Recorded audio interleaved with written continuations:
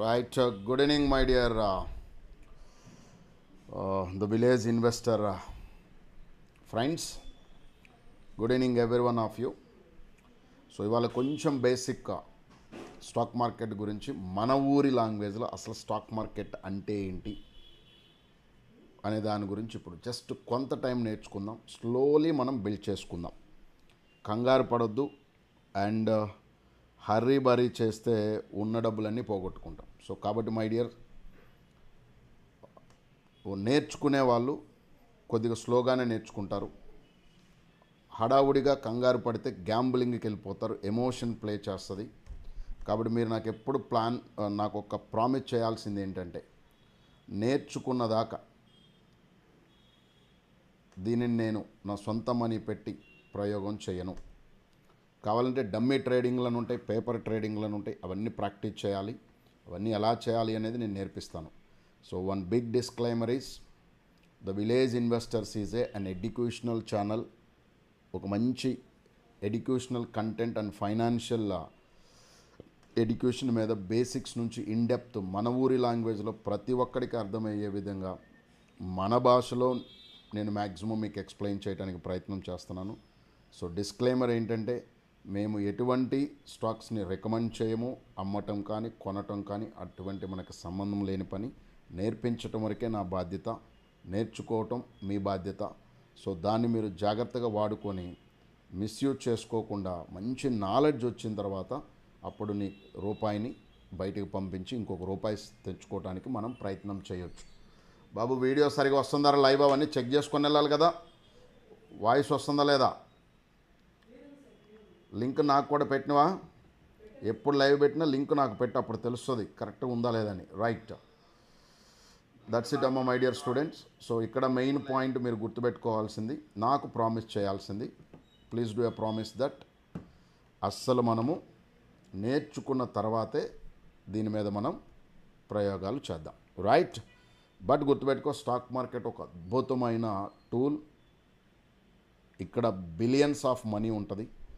రూపాయలు కాదు, లక్షల కోట్ల రూపాయలు, ట్రిలియన్స్ ఆఫ్ మనీ కూడా ఉంటుంది.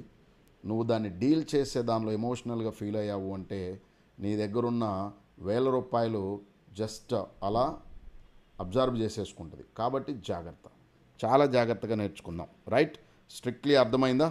సో ఇక్కడ మనం ఈ డిస్క్లైమర్ అనేది మీకు చాలా చాలా చాలా ఇంపార్టెంట్. మనం ఏమీ రికమెండ్ చేయట్లే, జస్ట్ దీని గురించి నేర్పిస్తున్నాం అంతే.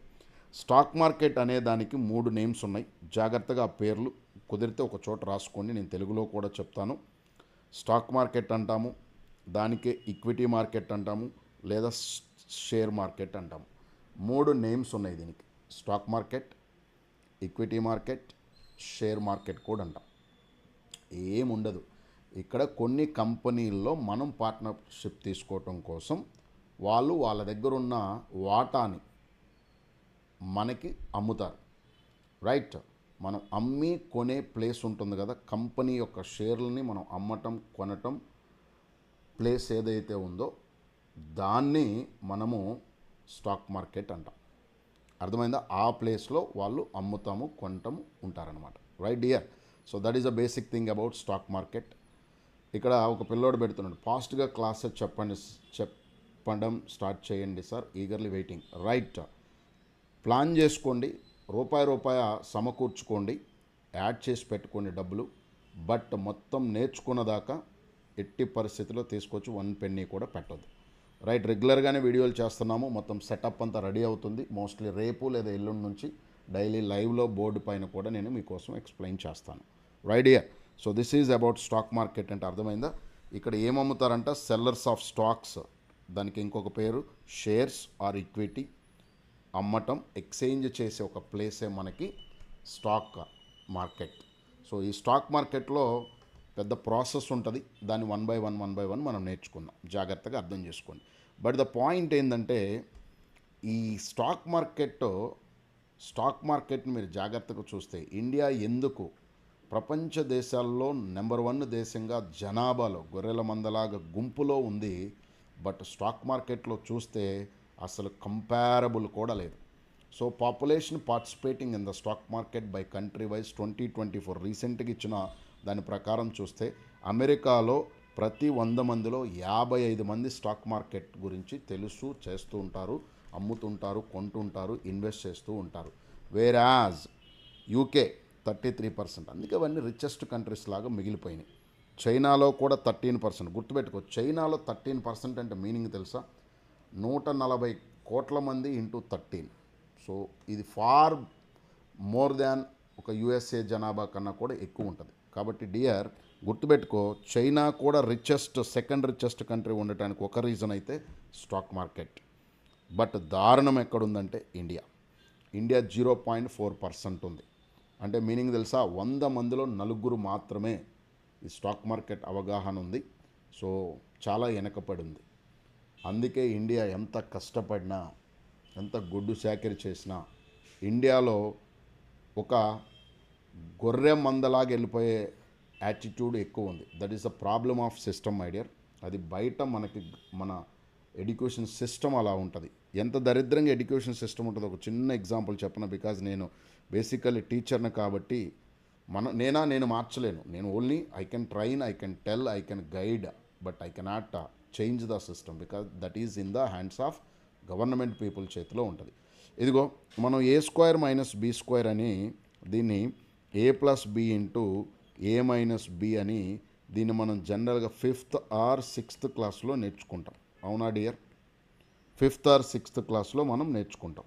Am I right are not? Voice slow ఉందా, క్లియర్ ఉందా? నాకు బాగానే వస్తుంది ఇక్కడ. మరి మనం జనరల్లీ దీన్ని 5th or 6th క్లాస్లో నేర్చుకుంటాం, రైట్? సో ఇదిగో ఆ A² - B²ని మనం A² అంటే ఇలా అడ్డంగా ఉన్న దాన్ని నిలువుగా ఒక గీత గీస్తే A² + B² అవుతుంది. ఈ A² + B² అనేదాన్ని మనం A+IB ఇంటూ A-IB అని నేర్చుకోవటానికి మనకి 12th క్లాస్ వరకు వెయిట్ చేయాలి. అంటే ఇండైరెక్ట్గా ఈ 5th to 6th అంటే ఒక 7 years కేవలం ఆ మైనస్ని ప్లస్ చేయటానికి మనం వేస్ట్ చేస్తుంటాం. I hope all of you got it my dear students and parents. అది మన ఎడ్యుకేషన్ సిస్టమ్ యొక్క దరిద్రమైన పరిస్థితి.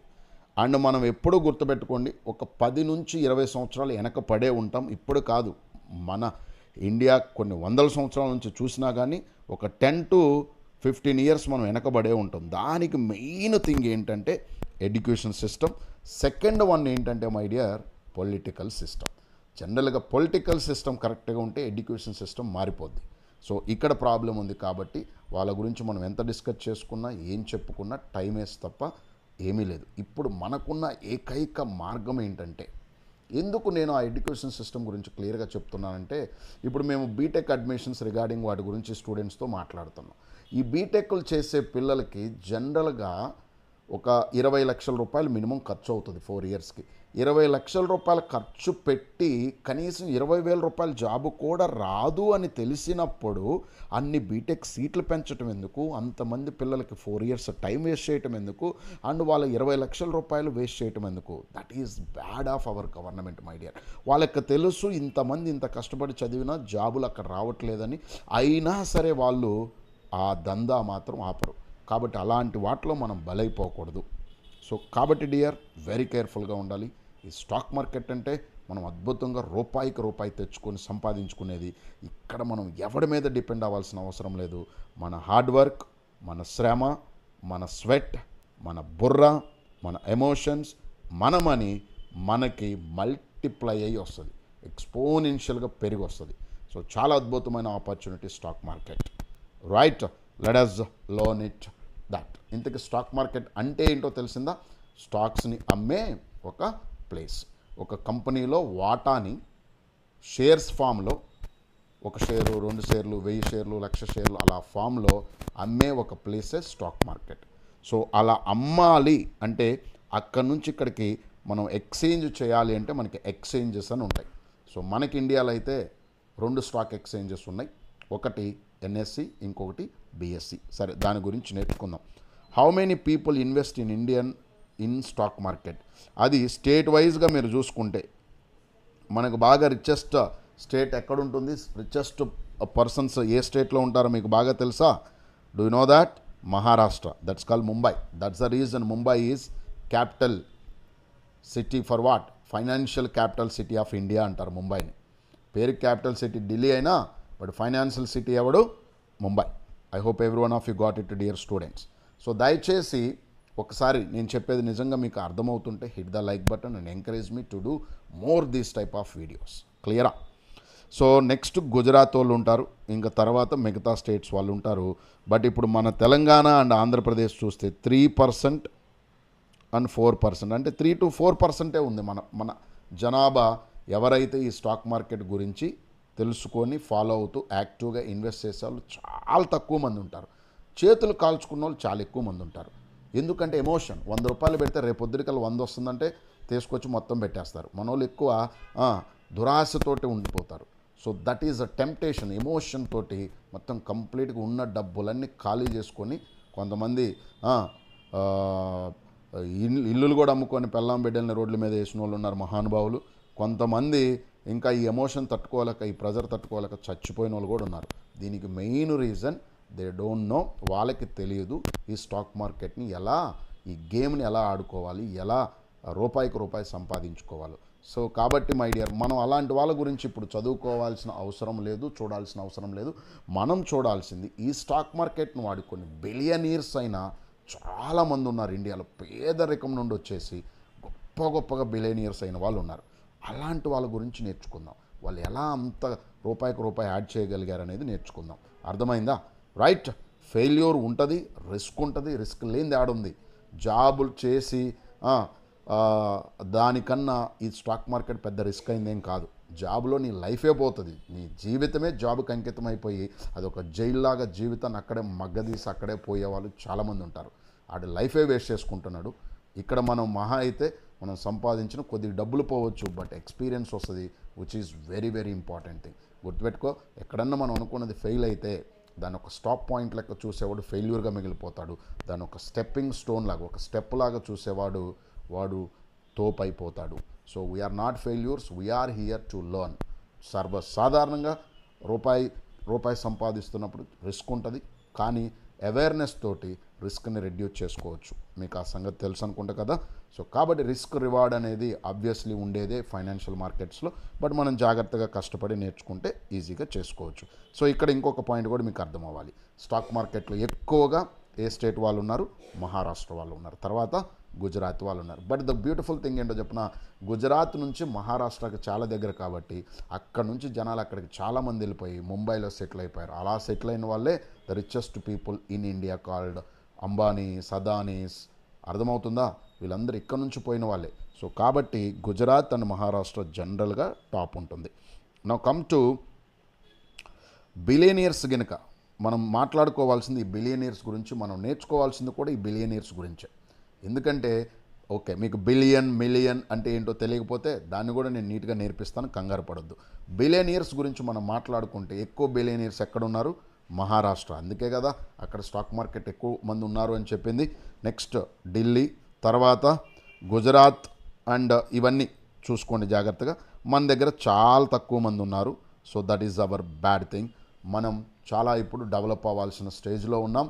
సో డెవలప్ అవ్వాలి. ఎందుకు మన దగ్గర తక్కువ ఉన్నారనేది ఎప్పుడన్నా నేను అనలైజ్ చేస్తే, నా లైఫ్ నేను అనలైజ్ చేసుకుంటే, నేను ఎంత ఎర్రిబాగులు ఉండంటే, నేను ఎంత దరిద్రంగా బ్రతికానంటే, నేను ఎంత అస్సలు ఎంత నీచంగా బ్రతికానంటే, నా బ్యాక్గ్రౌండ్ నేను చెక్ చేసుకుని, బ్యాక్గ్రౌండ్ ఇన్ ద సెన్స్ నేను చిన్నప్పుడు 10th ఇంటర్ ఫస్ట్ ఇయర్ వరకు నా బ్యాక్గ్రౌండ్ నేను చూసుకుంటే, అంటే నా ఏజ్ చాలా మోస్ట్ ఇంపార్టెంట్ ఏజ్ అయినా 17 years వరకు నేను చెక్ చేసుకుంటే, నాకు పేరెంట్స్ కన్నా ఈ సినిమా యాక్టర్స్ ఉంటారే వాళ్ళంటే పిచ్చి. వాళ్ళ కోసం ఎంత టైం స్పెండ్ చేసేవాన్నో, ఎన్ని పాలాభిషేకాలు అంటారు కదా, బ్యానర్లు కట్టటాలు, పాలాభిషేకాలు చేయటాలు, వాళ్ళు ఏదన్నా 100 days ఫంక్షన్ అంటే గుంపులు వెళ్ళిపోవటాలు, ఫస్ట్ షో సినిమా రిలీజ్ అయితే గాలి ఎదవలాగా వెళ్ళిపోయేవాడిని. తర్వాత బుర్ర ఎలిగింది, బుద్ధి వచ్చింది, నాకు అర్థమైంది నిజమైన హీరోలంటే కడుపు కాల్చుకొని మన కోసం వాళ్ళ కడుపుకి గొడ్డు కారం తినైనా సరే మనల్ని గొప్పగా చదివించాలనుకుంటున్న మన పేరెంట్స్ అని మనం చూసే సినిమా వాళ్ళు హీరోలు కాదు, దే ఆర్ జస్ట్ యాక్ట్రెస్. వాళ్ళు జస్ట్ యాక్ట్రెస్. వాళ్ళు పూసుకునేది మేకప్, వాళ్ళు మేకప్ లేకుండా బయటకు వస్తే మనకన్నా దరిద్రంగా ఉంటారు, అది నిజం. సో డియర్, నాలాంటి దరిద్రమైన పొజిషన్లో ఉన్న యూత్ జాగ్రత్త. ఎస్పెషల్లీ ఆంధ్రప్రదేశ్లో ఈ యూత్ వాళ్ళ టైంని, ఎనర్జీని, మనీని కూడా పిచ్చోళ్ళ లెక్క పనికి రాని వాళ్ళ కోసం ఖర్చు పెట్టుకొని పనికి మాలినోడి లెక్క నేనున్నాను ఒకప్పుడు. నాలాంటి వాళ్ళు ఎవరన్నా యూత్ ఉంటే మీకోసమే చెప్తున్నా, దయచేసి మనకంటూ నిజమైన హీరోలు ఉన్నారు అంటే అమ్మా నాన్న, మనకి కడుపు నిండా కూడు రావటం కోసం, ఫుడ్ రావటం కోసం కష్టపడి పంట పండించే రైతు, మనం కంటి నిండా నిద్రపోవటం కోసం మనకి కాపలా కాస్తున్న ఒక సోల్జర్, ఒక కిసాన్, ఒక జవాన్ మనకి నిజమైన హీరోలు. ఇంకా ఇండియా గ్రోత్ కోసం అనుక్షణం పాటుపడుతూ ట్యాక్స్ పే చేస్తున్న ప్రతి ట్యాక్స్ పేయర్ కూడా మన హీరోనే. సో కాబట్టి మై డియర్, 3 లేదా 4 హీరోలు మనం గుర్తుపెట్టుకోవచ్చు. ఒకటి, ఫస్ట్ మనకి ప్రాణం కన్నా ఎక్కువగా ప్రేమించి మన కోసం కష్టపడుతున్న అమ్మా నాన్న. Second, look for kisan who is giving food for us. Third, look for our soldiers, లేదా second soldiers, third kisan, fourth tax payer. You can order, you can put it, depends on your own perception. But the point I'm saying, వాళ్ళు నిజమైన హీరోలు. అర్థమవుతుందా? ఈ వీళ్ళు కాదు, మిగతా వాళ్ళందరూ వాళ్ళ ఆర్టిస్టులు, వాళ్ళ యాక్టర్స్, వాళ్ళ కోసం టైం వేస్ట్ చేసుకోకూడదు. ఎందుకు నేను ఇది చెప్తున్నానంటే, నా అతి ముఖ్యమైన టైంని, నాకు ఎనర్జీని చదువుకోవాల్సిన టైంలో ఒక అడ్డగాడిదలాగా అనుకోండి, నన్ను నేను తిట్టుకుంటున్నా, అలా తిరిగిన అనమాట ఒకప్పుడు. దేవుడి దయ వల్ల, మంచి టీచర్ల వల్ల ఇవాళ హైదరాబాద్లో బిందాస్గా ఈ స్టేజ్కి రాగలిగాను. Right dear? సో దయచేసి అర్థం చేసుకోండి. ఇదంతా ఎందుకు చెప్పానో చెప్తారా? ఇదిగో మన ఈ ఏపీని, ఈ తెలంగాణని చూడగానే నాకు ఎందుకో అది గుర్తుకొచ్చింది. I hope you got it. Please take care dear. పనికిరాని ముచ్చట్లు మనకు బాగా ఎక్కువ. పనికొచ్చే వాటి కోసం గంట కూడా కూర్చొని పని చేయలేం. నేర్చుకోవాలన్న తపన ఉండదు, కానీ సాధించాలన్న ఆశ ఉంటుంది, కానీ నేర్చుకోవాలన్న తపన ఉండదు. ఆశ ఉండటం వేరు, ఆశయం ఉండటం వేరు. కష్టపడాలి, టైం స్పెండ్ చేయాలి, నేర్చుకోవాలి, ప్రాక్టీస్ చేయాలి, అప్పుడు రంగంలోకి దిగాలి. గుర్తుపెట్టుకో, చాలా డీప్ ఓషన్ ఇది. నేర్చుకుంటే కోటీశ్వరుడు కాదు, కోట్లకు అధిపతి అవ్వచ్చు. అర్థమవుతుందా డియర్? కొన్ని వేల మందికి ఫుడ్ పెట్టే స్టేజ్కి నువ్వు వెళ్ళొచ్చు. కాబట్టి నీ బ్యాక్గ్రౌండ్స్ ఏమైనా సరే నేను నేర్పిస్తాను, కాబట్టి మీ అందరికి అర్థమయ్యే విధంగా నేను నేర్పిస్తాను. కాబట్టి దయచేసి జాగ్రత్తగా ఫాలో అయ్యి నేర్చుకోండి. నేర్చుకుంటామన్న వాళ్ళు can you please put it in the chat my dear. Please do encourage me, because నేను మీకోసం పని చేయాలంటే నాకు ఎనర్జీ కావాలి, ఎంకరేజ్మెంట్ కావాలి. Right dear? అర్థమవుతుంది అంటే ఒక టీచర్కి ఇంకా బాగా చెప్పాలన్న ఫీలింగ్ వస్తుంది, ఇంకా డెప్త్ పోవాలన్న ఫీలింగ్ వస్తుంది. అయితే ఇది మనీకి సంబంధించింది కాబట్టి ఎమోషన్స్ అనేవి ఉండకూడదు. పాయింట్ టు బి కేర్ఫుల్గా అర్థం చేసుకోండి. రండి.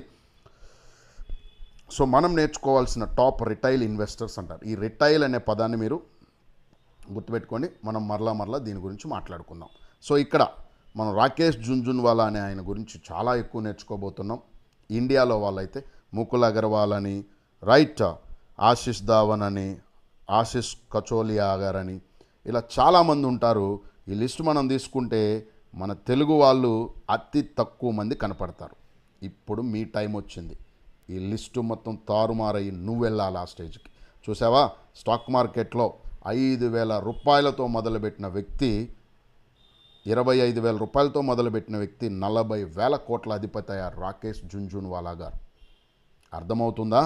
తర్వాత ముకుల్ అగర్వాల్ 4,000 కోట్ల రూపాయలకి అధిపతి అయ్యాడు, కేవలం స్టాక్ మార్కెట్. వీళ్ళ గురించి నేర్చుకుందాం. అర్థమైందా? 10,000 పెట్టి 1,00,000 రూపాయలు వస్తాయని ఆశపడి ఆ 10,000 పోగొట్టుకున్న వాళ్ళ గురించి అసలు నేర్చుకోవద్దు. ఎందుకంటే వాళ్ళు 99% ఉంటారు. 99% ఉంటారు డియర్. నాకు ఆ ప్రామిస్ మీరు చేయాలి. మనం గొప్ప అవ్వాలంటే గొప్ప వాళ్ళ గురించి నేర్చుకోవాలి. మన చుట్టూ ఉన్న మన దోస్తుగాళ్ళు, మనకన్నా దరిద్రంగా ఉన్న వాళ్ళ గురించి మనం ఎక్కువ ఆలోచిస్తూ వాళ్ళ దగ్గర ఏం నేర్చుకుంటే వాళ్ళ దగ్గర నేర్చుకోవడానికి ఏముంటుంది? లర్న్ ఫ్రమ్ ఎక్స్పర్ట్స్, ఎక్స్పీరియన్స్ ఉన్నవాళ్ళు. ఒకవేళ ఒకడికి చేతులు కాలని, వాడికి చేతులు ఎందుకు కాలని, మన చేతులు ఎలా కాల్చుకోకూడదో నేర్చుకోవాలి. వాడు డబ్బులన్నీ పోగొట్టుకున్నాడు, ఏం చేసి పోగొట్టుకున్నాడో మనం అది చేయకుండా జాగ్రత్త పడటానికి కుదిరితే వాడి దగ్గర నేర్చుకో. అర్థమవుతుందా? That is very important. ఇక్కడ ఓన్లీ స్మార్ట్ పీపుల్కే స్టాక్ మార్కెట్ ప్లేస్ ఇది. గుంపులో గొర్రెలకి, క్రౌడ్ మెంటాలిటీ ఉన్న వాళ్ళకి, ఎమోషన్స్తో ఆడుకునే వాళ్ళకి, ఎమోషన్స్గా రియాక్ట్ అయ్యేవాడికి స్టాక్ మార్కెట్ పంగనామం పెడుతుంది. జాగ్రత్త, జాగ్రత్త, జాగ్రత్త, జాగ్రత్త. రూపాయి సంపాదించడం కోసం రావాలి కానీ పోగొట్టుకోవడం కోసం ఎందుకు ఇక్కడికి రావటం, దయచేసి అర్థం చేసుకోండి. రైట్, ఇలా చాలామంది ఉన్నారు. వీళ్ళందరి గురించి మనం వన్ బై వన్ జాగ్రత్తగా నేర్చుకుంటాం. Slowly we will go through that. ఇక్కడ జాగ్రత్తగా పాయింట్స్లోకి వెళ్తున్నా చూసుకోండి. మనము రోజు రోడ్డు మీద చాలా కంపెనీలు చూస్తుంటాం, మన లైఫ్లో చాలా చూస్తుంటాం. ఫర్ ఎగ్జాంపుల్ ఇప్పుడు స్విగ్గీ చూస్తున్నాం, ఓలా చూస్తున్నాం, రైట్, ఓయో చూస్తున్నాం, అండ్ చాలా చాలా చూస్తున్నాం కదా. రైట్, ఇప్పుడు ఎన్ఎస్సి అన్నాను, బిఎస్సి అన్నాను, చాలా కంపెనీలు మనం రోడ్డు మీద చూస్తూ ఉంటాం. ఈ అన్ని కంపెనీలు కంపల్సరిగా అది కంపెనీ అనే పేరు మనం చెప్పుకోవాలి అంటే అది ఆ MCA, ministry of corporate affairs అనే గవర్నమెంట్ బాడీ దగ్గర రిజిస్టర్ అయి ఉండాలి. ఈ రిజిస్టర్డ్ కంపెనీస్లో 2 రకాలు ఉంటాయి మై డియర్. బేసిక్స్ నుంచి చెప్తున్నా, జాగ్రత్తగా అర్థం చేసుకోండి. ఈ రిజిస్టర్డ్ కంపెనీస్లో ఎన్ని ఉంటాయి? రిజిస్టర్డ్ కంపెనీస్ ఆర్ 2 టైప్స్ ఉంటాయి. ఏంటి ఆ 2 టైప్స్ ఒకసారి చెప్తారా? Registered are 2 types. ఏంటది అంటే, ఒకటి active companies and inactive companies. Active companies and inactive.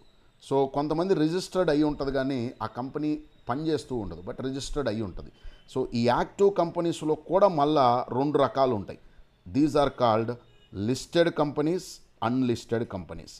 Listed, unlisted. So జాగ్రత్త, ఈ లిస్టెడ్ కంపెనీస్లో మనము పబ్లిక్గా షేర్లు కొనుక్కొని అమ్ముకోవచ్చు. కాబట్టి ఈ లిస్టెడ్ కంపెనీస్ని మనము జనరల్గా పబ్లిక్ కంపెనీస్ అంటాం. అన్లిస్టెడ్ కంపెనీస్ని మనం జనరల్గా ప్రైవేట్ కంపెనీస్ అంటాం. ఎగ్జాంపుల్ చెప్తున్నాను, జాగ్రత్తగా వినండి. ఫర్ ఎగ్జాంపుల్ ఇప్పుడు ఎన్ఎస్సి అన్నాము, నేషనల్ స్టాక్ ఎక్స్చేంజ్ అంటున్నాం మై డియర్.